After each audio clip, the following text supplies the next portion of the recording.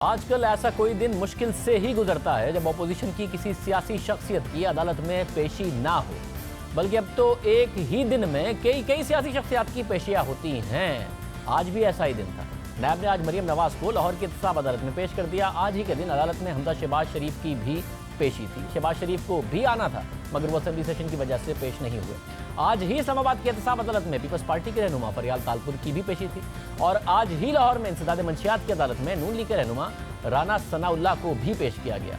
हर रोज तकरीबन ऐसा ही हो रहा है। नैब ने मरियम नवाज को लाहौर की एहतसाब अदालत में पेश कर दिया और अदालत से दरख्वास्त की कि मरियम नवाज का 15 रोजा जिस्मानी रिमांड दिया जाए। नैब वकील ने दरख्वास्त पर दलाइल देते हुए कहा कि मरियम नवाज चौधरी शुगर मिल्स की शेयर होल्डर हैं, उनके अकाउंट से मशकूक ट्रांजेक्शन्स हुई हैं, जिस पर तफ्तीश के लिए मरियम नवाज को 2 बार नैब ऑफिस तलब किया गया। नैब के वकील ने मरियम नवाज से पूछे गए सवालात भी अदालत में पेश किए और कहा कि मरियम नवाज ने इन सवालों के जवाब नहीं दिए। अदालत ने नैब प्रोसिक्यूटर से पूछा कि आपके पास क्या मवाद है जो मरियम नवाज को तलब किया गया।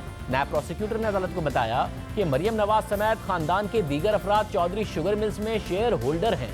गिरफ्तारी से पहले उन्हें तलब किया गया, ताहम वो पेश ना हुई। शुरू में मरियम नवाज के 8 लाख रुपए से जायद शेयर्स थे। 2008 में उनके नाम पर 41 करोड़ रुपए के शेयर्स हो गए। मरियम नवाज से पूछा था कि जिनसे आपने शेयर्स खरीदे वो गैर मुल्की सरमायाकार कौन है, लेकिन ये नहीं बताया गया। नैब वकील ने दलाइल देते हुए कहा कि यूसुफ अब्बास चौधरी शुगर मिल में शेयर होल्डर और डायरेक्टर भी रहे हैं। उनका अकाउंट मनी लॉन्ड्रिंग के लिए इस्तेमाल हुआ है और उनके अकाउंट में रकम आने के बाद चौधरी शुगर मिल में मुंतकिल कर दी गई। जज ने पूछा कि पनामा वाले केस में क्या हुआ था, जिस पर नैब के वकील ने कहा कि उस केस में सुप्रीम कोर्ट के सिर्फ 3 मखसूस रेफरेंसेस थे जो नवाज शरीफ के हवाले से थे और उनमें चौधरी शुगर मिल्स शामिल नहीं था। अदालत ने पूछा कि जब पनामा केस सामने आया तो वहां मरियम नवाज के शेयर्स की बात क्यों नहीं हुई। नैब वकील ने बताया कि JIT रिपोर्ट में बात आई थी। मरियम नवाज के वकील ने अदालत को बताया कि पनामा JIT ने चौधरी शुगर मिल्स को नवाज शरीफ की बेनामी कंपनी बताया था। अब इसे मरियम नवाज और यूसुफ अब्बास से जोड़ा जा रहा है। मरियम नवाज के वकील ने नैब की जानिब से जिस्मानी रिमांड की दरख्वास्त की मुखालफत करते हुए पूछा कि ऐसे हालात में किसी खातून का जिस्मानी रिमांड क्या दिया जा सकता है। नैब प्रोसिक्यूटर ने मौक़िफ़ अपनाया कि मरियम नवाज के वकील हमेशा एक जैसे दलाइल देते हैं। लंबी बहस के बावजूद भी वो केस पर नहीं आ रहे। दोनों तरफ के दलाइल सुनने के बाद अदालत ने रिमांड की दरख्वास्त पर फैसला महफूज किया और फिर कुछ देर बाद फैसला सुनाते हुए मरियम नवाज और यूसुफ अब्बास को 12 रोज़ा जिस्मानी रिमांड पर नैब के हवाले कर दिया और उन्हें 21 अगस्त को दोबारा अदालत में पेश करने का हुक्म दिया। मरियम नवाज की पेशी के मौके पर अदालत के अंदर कारकुनों का रश दिखाई दिया और अदालत के बाहर कारकुनों और पुलिस में झड़पें भी हुई। नून लीग के कारकुनों ने एहतजाज किया। यह एहतजाज कौमी असेंबली में भी दिखाई दिया। नून लीग के सदर और अपोजिशन लीडर आज फाइनली असेंबली में बोले। उन्होंने कहा कि मरियम नवाज को जेल से नवाज शरीफ और उनके सामने से गिरफ्तार किया गया।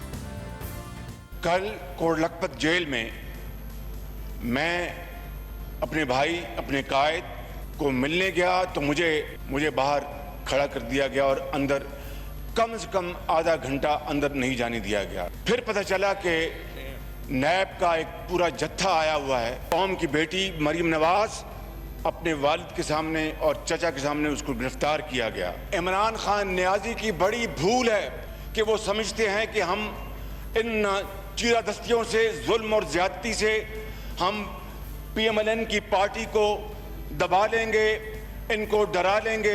जनाब स्पीकर, गवाह रहिएगा, खुदा की कसम ये गर्दन कट जाएगी, इसके आगे झुकेगी नहीं कभी जिंदगी में, कभी इसके आगे।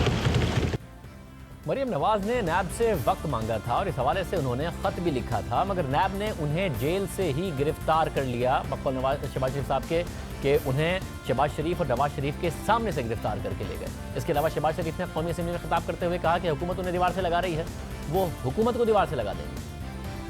मैं आपको बिल्कुल बिला खौफ तरदीद कहता हूं कि ये एक मरतबा फिर ये गिरफ्तारी, मेरे भतीजे की गिरफ्तारी, शाहिद खकान अब्बासी की गिरफ्तारी, ख्वाजा साद रफीक की गिरफ्तारी, ख्वाजा सलमान रफीक की गिरफ्तारी, मियां नौमान की गिरफ्तारी, राना सनाउल्लाह की गिरफ्तारी, हमजा शहबाज शरीफ की गिरफ्तारी, ये फिर साबित हो गया कि नैब और PTI आपस में इनका गठजोड़ है और ये ऑपोजिशन को दीवार से लगाना चाहते हैं। हम इनको दीवार से लगा देंगे, बिल्कुल पीछे नहीं हटेंगे हम, बिल्कुल।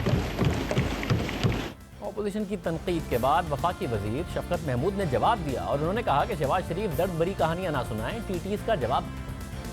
शहबाज शरीफ साहब वो जो 26 मिलियन डॉलर की टीटियां जब आपके अकाउंट पे लग रही थी, उस वक्त आपका दिल नहीं कर रहा था। जब मुश्ताक चीनी और इशफाक और इस किस्म के लोग आपके लिए मनी लॉन्ड्रिंग कर रहे थे, उस वक्त आपको ख्याल नहीं आ रहा था।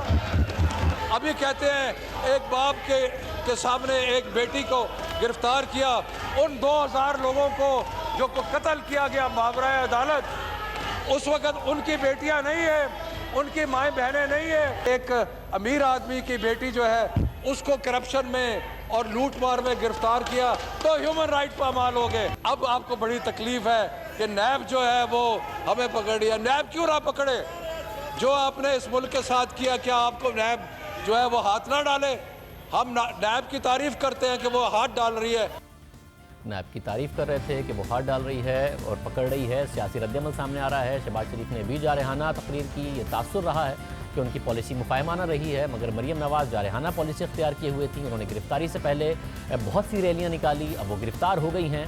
क्या जलसे जुलूस करने वाली मरीम नवाज़ की गिरफ्तारी से हुकूमत को फ़ायदा होगा और नून लीग सड़कों पर नहीं आ पाएगी, या फिर नुकसान इस वक्त हुकूमत को होगा?